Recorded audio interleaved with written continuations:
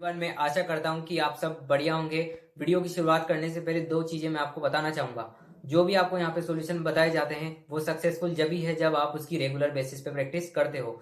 Otherwise मैं कितने भी आपको सॉल्यूशन बता लूं, अगर आप उसको रियलिटी में फॉलो नहीं करते तो वो बिल्कुल काम नहीं करेगी। तो आपको स्ट्रिक्टली होकर रेगुलर बेसिस पे जो भी आपको प्रैक्टिकल बताए जाते हैं उनको फॉलो करना पड़ेगा। दूसरी चीज, आपको जो भी चीजें यहाँ बताई जाती है वो ना तो किसी बुक से रेफर किया गया है और ना ही किसी पर्सन के द्वारा बताया गया है। जो भी यहाँ पे सॉल्यूशन बताए जा रहे हैं वो मैंने खुद पर्सनल बेसिस पे सोल्व किए हैं, उनको उनका मैंने प्रैक्टिकल सॉल्यूशन निकाला है।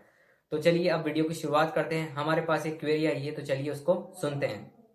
मेरा क्वेश्चन ये है कि हम अपनी हिंदी और इंग्लिश की स्पीकिंग कैसे इम्प्रूव कर सकते हैं।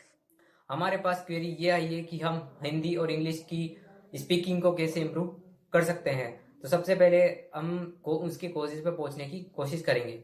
तो इसकी कोजेस को दो कैटेगरी में डिवाइड किया जा सकता है। फर्स्ट आता है इंटरनल, दूसरा आता है एक्सटर्नल। एक्सटर्नल कैटेगरी में वो चीजें आती है जो आपको फैमिली की तरफ से मिलती है। जब भी आप हिंदी या इंग्लिश बोलने की कोशिश करते हैं तो आपके परिवार वाले आपको ये जरूर बताते हैं कि आप अच्छी हिंदी इंग्लिश नहीं बोल सकते। तो कहीं ना कहीं आपने भी बचपन में जाने अनजाने में उस चीज को एक्सेप्ट कर लिया कि मैं भी अच्छी हिंदी और इंग्लिश नहीं बोल सकता। तो ये चीज हमारे हमारे साथ में चलती है जो हमको फैमिली या रिलेटिव की तरफ से मिलती है। दूसरा आता है इंटरनल। अब इंटरनल कहने का मतलब मेरा ये है कि जब आप हिंदी या इंग्लिश बोलने की कोशिश करते हो तब आपके अंदर कौन कौन सी चीजें चलती है। तो पहली चीज जो सबसे इंपॉर्टेंट है वो आपके अंदर ये चलती है कि कहीं कहीं मैं कोई गलती या मिस्टेक ना कर दूं। जब भी आप हिंदी या इंग्लिश बोलने की कोशिश करते हो तो हमेशा आप ये कोशिश करते हो कि मैं अपनी बेस्ट इंग्लिश बोलूं, कोई भी गलती नहीं होनी चाहिए। तो सबसे बड़ा कोज ये है, इस वजह से हम स्पीकिंग नहीं बोल पाते। दूसरा, लैक ऑफ प्रैक्टिस। हम कहीं ना कहीं बचपन से इंग्लिश की स्पेशली उसकी इनफ प्रैक्टिस नहीं होती है। लेट से फॉर एग्जाम्पल, अगर आप बचपन से लेके अब तक हिंदी बोलते आए हो तो आपके पास में अच्छी प्रैक्टिस करी हुई है, तो आपको कभी भी कोई डाउट नहीं होता और ना ही कोई कंफ्यूजन होता है।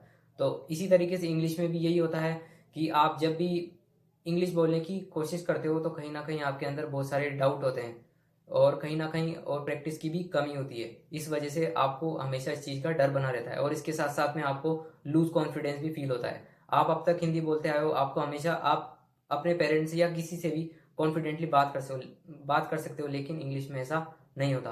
तो हम अब इसके सॉल्यूशन पे बात करते हैं। तो सबसे पहले जिस पे काम करने की जरूरत है वो ये है कि आपको रेगुलर बेसिस पे इसकी प्रैक्टिस करती रहने आपको रेगुलर बेसिस पे इसकी प्रैक्टिस करनी पड़ेगी। जैसे आप हिंदी की करते आए उसी तरीके से आप इंग्लिश की लगातार तरीके से प्रैक्टिस करते रहो।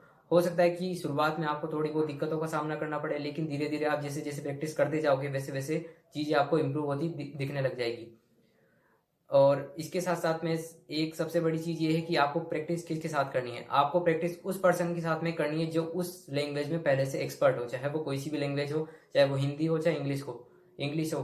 तो आपको ऐसे पर्सन के साथ में बातचीत करनी है जो पहले से उस चीज में एक्सपर्ट हो। जब आप ऐसे पर्सन से बात करोगे तो आपको अपनी मिस्टेक का पता पड़ेगा और अपनी आप जो स्किल्स है, जो इंग्लिश बोलने की जिस का जो डर है और साथ के साथ में जो स्पीकिंग है उसको भी आप इम्प्रूव कर सकते हो। So I hope you like this video. Thanks for your time. Bye.